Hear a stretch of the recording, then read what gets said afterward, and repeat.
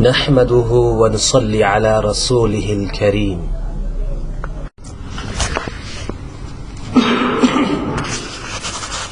My dear respected brothers and elders, it is a great opportunity that Allah subhanahu wa ta'ala has enabled me and you to sit here. And I ask Allah to inspire me words that become the means and the reason and the deliverance in the day of Qiyamah from the fire of Jahannam. From many nation to nation, from many centuries, especially on an auspicious time, it is important to remind the people. There is two categories of the scholars of Deen.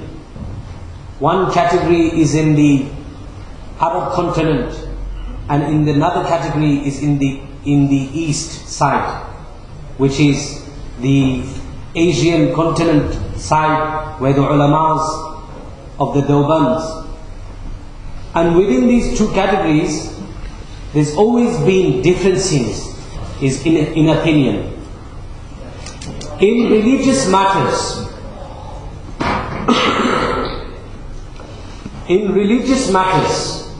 if there is difference in opinion within the scholars, not the non-scholars, within the scholars, within the ulamas, within the a'immas, within the imams, then this is surely mercy for the ummah.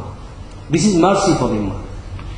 But for the general public to have different opinion on different things, this is not mercy, this is not rahmah, this is not mercy, this is deferring, this is fitna. Because they will give a verdict on the basis of unknowledge, and the ulama will give a verdict on the basis on proof, on daleel.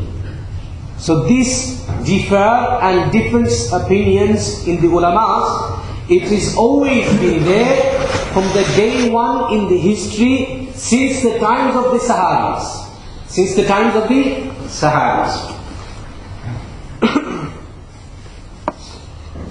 Like I give you one example. Even in the time of Rasulullah sallallahu alaihi wasallam. Rasulullah sallallahu alaihi wasallam said that when you reach so and so place, you pray your salah. Rasulullah sallallahu alaihi wasallam said to two sahabis. One sahabi, he said, he done qiyas. What did he do? He done qiyas. He said that if I reach a so place, because Rasulullah has told me, my namaz will be gone beyond its time. It will become qadha. It will not be ready in the time. So I think I need to establish my salah on time. Al-mawqut. And the other side, he said, because Rasulullah sallallahu alaihi wasallam said, I will listen to Rasulullah sallallahu alaihi wasallam and I will go pray my salah over there. When they came, both of them, to Rasulullah sallallahu alaihi wasallam, Rasulullah sallallahu alaihi wasallam said that you are both right in your opinion. But the question is, were these people non-scholars? No. They were muhaddis. They were muhaddis fil hadith. They understood the depths of hadiths. They were faqihs. So for them to bring a verdict in the hadith, or to bring opinion on the hadith, it is 100% right. Now the question is, especially today, there is one category of people who one category of ulamas completely deny the night of Shabaan, Nisfu Shabaan. And there is another category of people who do not deny it. They say, yes, this night it does exist.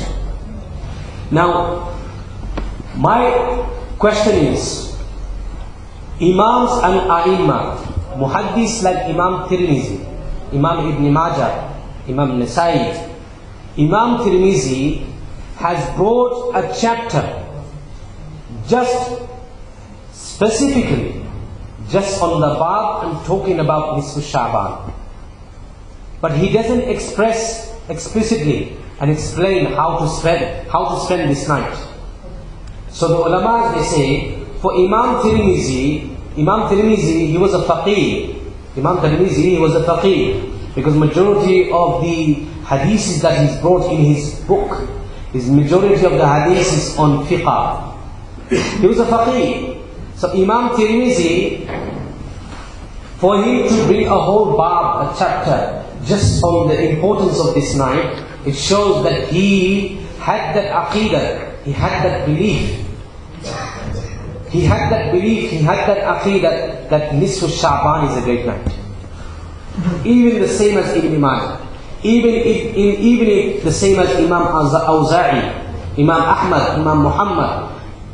Even so, Imam Ibn Taymiyyah has said that it is less chance for a person that finding all these narrations regarding this night for him to say that there is no basis on this night. It is jihalat.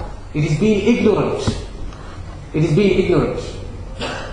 Now the question is, some categories, some societies has made this night a night of nafal ibadah. So what they start to do, they start making congregational prayers. They make an imam and make congregational prayers. This is not allowed. Some people make this night a night of giving sweets to people. This is not allowed. Some people make this ijtima of making zikr. This is not allowed. What is this night? We have to look in the hadith. That what did Rasulullah sallallahu alaihi wasallam say? Ala hal min mustaghfirin. Is there any one particular person? Allah is saying, ala hal min mustaghfirin. Is there one particular person who is asking for forgiveness? Now to explain this hadith, I have to explain it through something else. To explain this hadith, I have to explain to you. If the Prime Minister of the country or the King of the country says to you, come to me at so time and come and meet me, I have something very important to talk to you in private. And what did you do? You brought your friends, your brothers and sisters and everyone, and you brought all of them to the Prime Minister or the King. He will say that you are not listening to me. I wanted to speak to you in private. Why did you bring all these people together? So this is what the word in the hadith is trying to explain. Ala hal min mustaghfirin. Is there any one particular person means that is there any one individual who is taking my name individually, I will forgive him. Is there any one person who is asking for provision, I will grant him provision. Is there any one person who is in musibah, who is in problem, I will remove his problem. Now, the ulama, they say that yes, the ulama, they say, we accept after finding so many narrations on the importance of this night, we accept that the night is a great night. But because some scholars, they saw people very extravagant, they go beyond boundaries. That's why some ulamas completely, they say that no, this night, if there is no existence of this night, it will become bid'ah if you spend this night. But I am not saying it is bid'ah to spend this night. I am saying the proof in the hadith is there. But the question is, it is an individual night. It's not a congregational night that you spend this night in all together reading Quran, all together doing nafal salah, all together doing this, that. No. If you want to worship Allah subhanahu wa ta'ala, you can worship Allah in your homes, in the masjid, wherever you feel better. Some people say, if I come to the masjid, it is better, and if we listen to some lectures or anything, then what will happen? We won't fall asleep. The question is not about keeping awake. It is about spending the quality time in the proper way, with sincerity, so that you can be acceptance in the eyes of Allah subhanahu wa ta'ala. It's better to spend 10 minutes with sincerity than spending 10 hours without sincerity. Your body is dying to go to sleep, but you say, no, I have to stay awake. I have to stay awake because tonight is Nisfu Shabaan. I'm not allowed to go to sleep. The ulamas, they say, first in the beginning of the night, start doing some ibadah, read some salat, do some dhikr azkar individually, make some dua, make some tawbah, istighfar. If you get tired, go to sleep, wake up in the last portion of the night, and then start making dua to Allah subhanahu wa ta'ala, asking Allah subhanahu wa ta'ala for forgiveness. In another narration of a hadith, some categories of people has made it permanent. When the Nisfu Shabaan comes, we have to go and do ziyarah, visit the graveyard of the people of the dead who's passed away.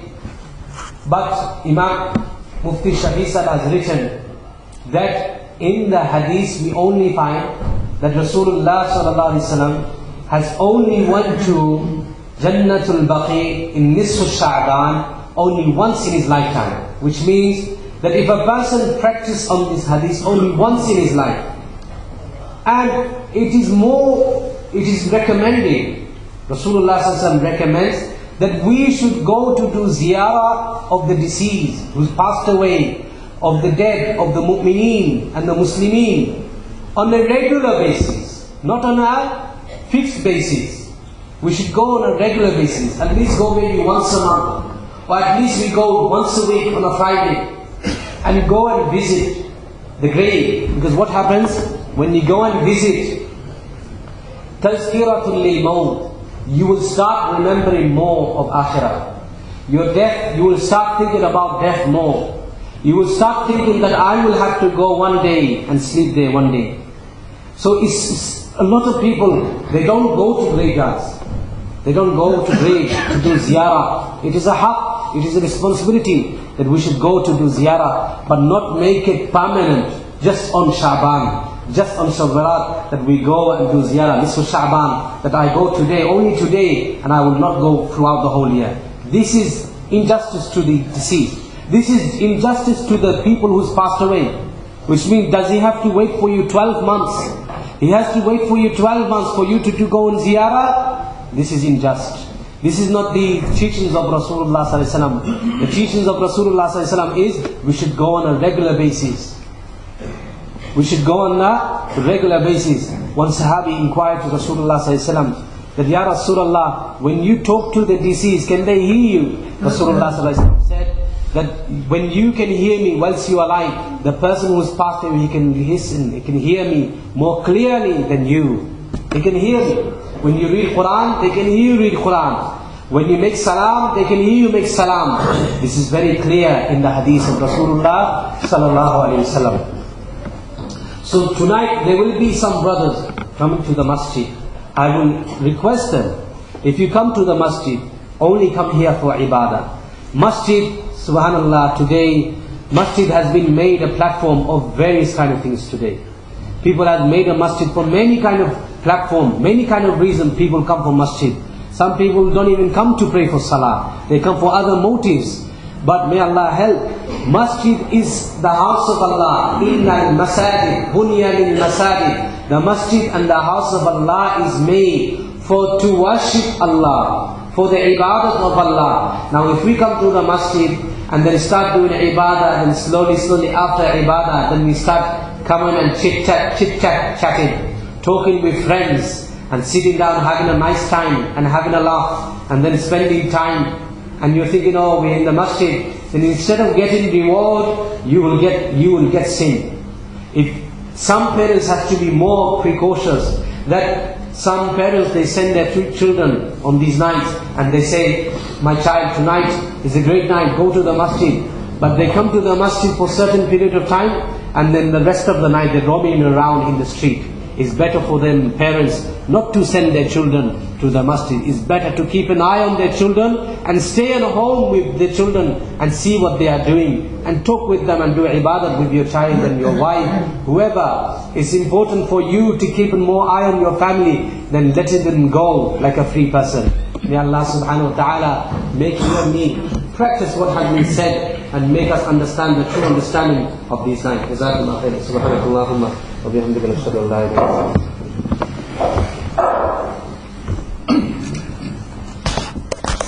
you.